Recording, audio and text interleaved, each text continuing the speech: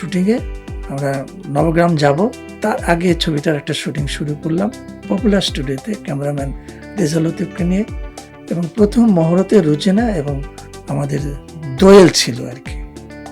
2 দিন খুব সুন্দর শুটিং হলো। আমরা যাবো আউটডোর, হঠাৎ করে তৃতীয় দিন শুটিংটা প্যাক আপ হয়ে গেল। দোয়েল তার লোক মারফত বললো যে শুটিংয়ে আসতে পারবো না। একটি প্রাপ্তি ছিল, সেটা হলো যে এই প্রথম রুজিনা তার নিজের প্রযোজিত ছবিতে জাতীয় পুরস্কার সম্মানে ভূষিত হয়েছিল। একই সময়ে আমার ওস্তাদ আইজুর রহমানের একটা ছবি রিলিজ হয়েছিল, সেই ছবিটার নাম ছিল আলী বাবা। চিত্রলে একটা হেডিং করেছিল মামা ভাগ্নের লড়াই। রুজিনা প্রযোজিত জীবনধারা থেকে শাবানা নিবেদিত রাঙ্গাভাবি।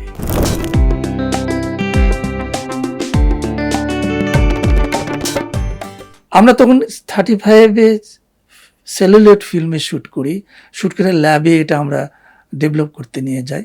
তো ল্যাবে যখন ডেভেলপ করতে আমার ছবি আমি নিয়ে যাচ্ছি, তখন দেখি ল্যাবের একটা বারান্দায় যেখানে আমরা পেন জমা দেয়, ওখানে 3টা ক্যান আছে, কোনো লোক নাই, লেখা আছে রায় বিনোদিনী।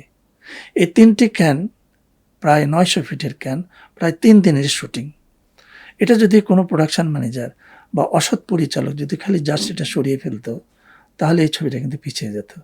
কিন্তু আমি মতিন রহমান, আমার বন্ধুর ছবি, এটা হান্নানের ছবি, আমি এখানে দাঁড়িয়েছিলাম। আমি দাঁড়িয়ে থেকেছি কখন সেই ছবির ইউনিট কর্মীরা আসে, কখন নেগেটিভ নেবে, তারপরে আমি এখানে দেখব, কারণ এটা মিসিং হতেই পারে। আমি কিন্তু দাঁড়িয়ে থেকে তাদের ম্যানেজার আসলো, তার হাতে দিয়ে আমি আমার কাজটা করি আর কি। তো এই বন্ধুত্বের একটা খেলা। আমার ছবিটা রিলিজ পেল চিটাগাং, সেখানে বিশাল মিছিল, বিশাল বাধা আসলো, ছবি হল থেকে নামিয়ে দিয়ে মামলা হয়ে গেল, আমাদের মামলা। তখন রায় বিনোদিনী কিন্তু বাজারে চলছিল এবং হিট করে গেল ছবিটা। রাধাকৃষ্ণ মামলার জট পাকে সে সুনীল গঙ্গোপাধ্যায়ের উপন্যাস রাধা কৃষ্ণে মানবীর প্রেম, এটা জট পাকে পুরো গল্পটি নষ্ট হয়ে গেল। পরবর্তীতে রিশুট হলো 1992 সালে, আবার এটা রিলিজ হলো, সব জট পাকে পুরো গল্পটি শেষ হয়ে গেল। তো এই ছিল রাধাকৃষ্ণের ইতিহাস। আমি রাধাকৃষ্ণে গল্পটি বলতে যে, নির্মাণ বলতে যে, আমি অনেক পরিচালকের নাম আমাকে বলতে হবে, বিশেষ করে শামসুদ্দিন টগর, বিশেষ করে দিলর জান ঝন্টু। যখন আমি দিন রাত শুটিং করছিলাম এবং নন স্টপ শুটিং করছিলাম, 17 দিন আমি দিন রাত আমি শুটিং করছি পুরো ইউনিট নিয়ে। যখন আমি গান হারিয়ে ফেলি, তখন আমার পাশে দিলর জান ঝন্টু বসে থেকে গান শ্যুট করছিল, দেখছিল। তো এদের স্মৃতি আছে। রাধাকৃষ্ণ নামটা আমারই হয়েছিল, কারণ আমি আগে শেষ করতে পেরেছিলাম। একজন পরিচালক যখন ছবি নির্মাণ করে, তখন তার একটা সুসম্পর্ক তৈরি হয় শিল্পীদের সাথে, ইউনিট কর্মীদের সাথে। তা আমি বারবার বলছি যে আমি লাকি ম্যান এই জন্য যে আমি যে ছবিতে যে শিল্পীদের সঙ্গে কাজ করেছি, সেই শিল্পীদের সঙ্গে আমার একটা অন্তরঙ্গ প্রফেশনাল একটা সম্পর্ক তৈরি হয়ে যায় এবং একটা বিশ্বাসের জায়গা তৈরি হয়ে যায়। ঠিক সেই ফলাফলেই রুজিনা যখন নতুন ছবি প্রযোজনায় আসে, রুজিনা ফিল্মস, তার প্রথম প্রযোজিত ছবিতে যে জীবনধারা, সেটার জন্য আমাকে চলচ্চিত্র নির্মাতা হিসেবে সে সিলেক্ট করে।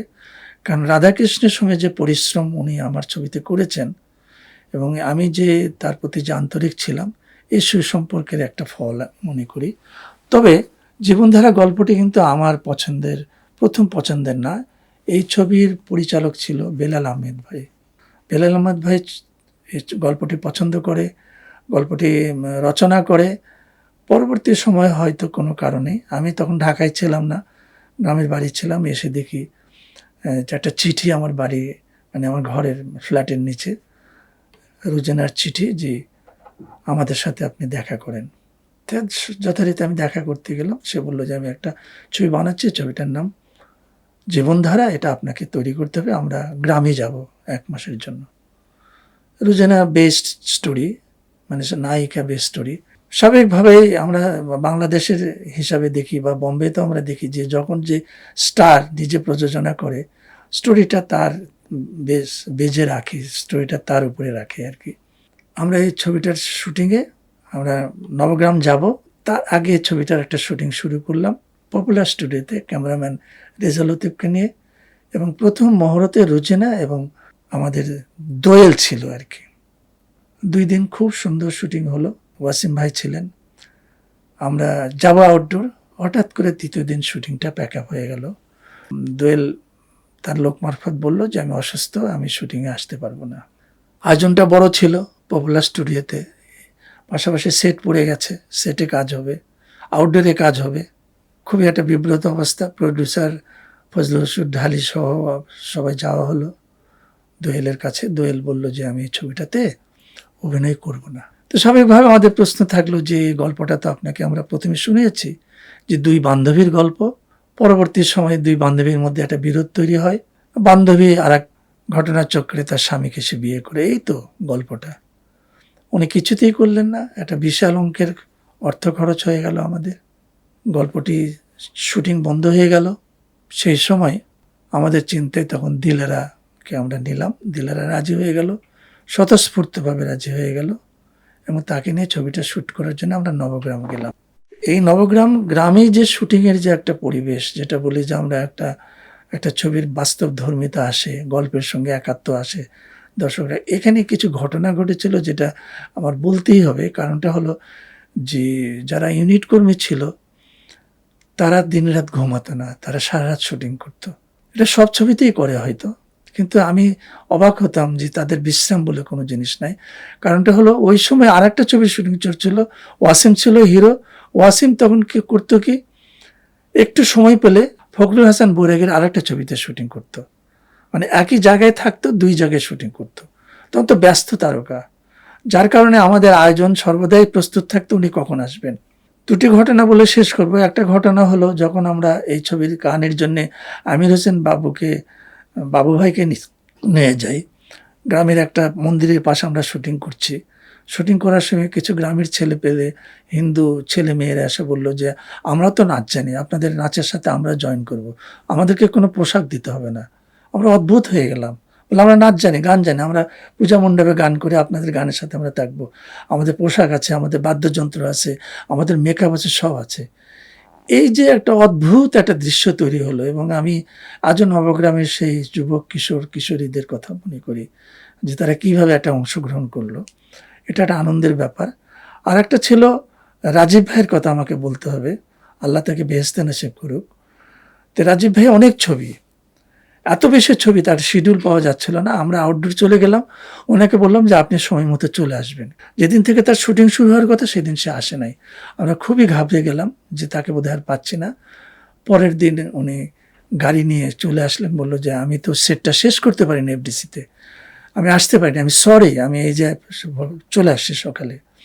এই যে একটা শিল্পীর দায়িত্ব, শিল্পী যে তাকে ফাঁকি দিতে পারেনি, অতএব সে সিনেমাকে ভালোবাসে, প্রযোজকের অর্থ ক্ষতি হবে, পরিচালকের ইমোশন নষ্ট হবে। এই রাজীব ভাইকে এই স্মৃতিটা আমার খুব মনে পড়ে। আজকে সুযোগে এই জীবনধারার গল্প বলতে স্মরণ করলাম। জীবনধারাতে আমার পরিচালকের সফলতা বলতে ছবিটা ব্যর্থ হয়ে গেছিল, কারণ একই সময়ে আমার ওস্তাদ আইজুর রহমানের একটা ছবি রিলিজ হয়েছিল। সেই ছবিটার নাম ছিল আলী বাবা। চিত্তেলে একটা হেডিং করেছিল মামা ভাগ্নের লড়াই। আলী বাবা হিট করলো, জীবনধারা ফ্লপ করলো। কিন্তু একটি প্রাপ্তি ছিল, সেটা হলো যে এই প্রথম রোজিনা তার নিজের প্রযোজিত ছবিতে জাতীয় পুরস্কার সম্মানে ভূষিত হয়েছিল। এটা আমার একটা প্রাপ্তি, রোজিনার প্রাপ্তি। রোজিনার প্রতি আমার যে শ্রদ্ধা বেড়ে যাওয়া, এবং আমি যদি বলি যে রোজিনা সত্যিকারই একটি পরিশ্রমী গুণী শিল্পী, সেটা প্রমাণিত হলো। রোজিনা প্রযোজিত জীবনধারা থেকে আমরা আসছি এখন শাবানা নিবেদিত এসএস প্রোডাকশন এর ছবি রাঙাভাবি। দুজনই নায়িকা, দুজনই সুপারস্টার সেই সময়ের। এই জন্য আমি বলছি আমি ভাগ্যবান। শাবানার সাথে দীর্ঘসূত্র পরিচয় সিনেমা নির্মাণের সময়, বা আমার প্রথম ছবির নায়িকা, বা আইজুর রহমানের প্রচুর ছবির নায়িকা, সেই থেকে শাবানার একটা কনফিডেন্স যে আমি হয়তো ভালো ছবি বানাবো। মানে প্রযোজনায় সংস্থায় সবাইকে তো সে সুযোগ দিবে না। সে হয়তো দেখা গেলো 30-35 জন পরিচালকের ছবিতে কাজ করছে, সবাই কিন্তু শাবানার এসএস প্রোডাকশনের ছবি নির্মাণের সুযোগ পায় নাই আর কি। এটার ভিতরে প্রযোজকের ইচ্ছা, পছন্দ, অথবা তার চয়েস বলে অনেক রকম কিছু ব্যাপার ছিল আর কি। তো শাবানা একটি গল্প খুঁজছে, শাবানা একটা ছবি বানাবে। আর শাবানার সঙ্গে এই আত্মবিশ্বাসটা তৈরি হওয়ার আর একটা কারণ ছিল, শাবানার যে প্রথম যে ছবিটা প্রযোজনা করলেন মাটির ঘর, মাটির ঘর যেটা আইজুর রহমান নির্মাণ করেছিলেন, সেই মাটির ঘরের স্টোরি লাইন আমার এবং এটিএম শামসুজ্জামানের। এবং এই ছবিতে চিত্রনাট্য রচনার সময় যে দীর্ঘ শ্রম বা মনোযোগ, বা আমরা যদি বলি যে তথ্য উপাত্ত সংগ্রহ, এটা আমি আর এটিএম শামসুজ্জামানের সংগ্রহ করেছিলাম এবং ছবিটা সুপারহিট করে। বিদায় শাবানা হয়তো সেই কারণেই ভেবেছিল যে সে হয়তো আমাকে দিয়ে একটা ছবি নির্মাণ করবে, যে ছবিটার নাম হবে রাঙ্গা ভাবি।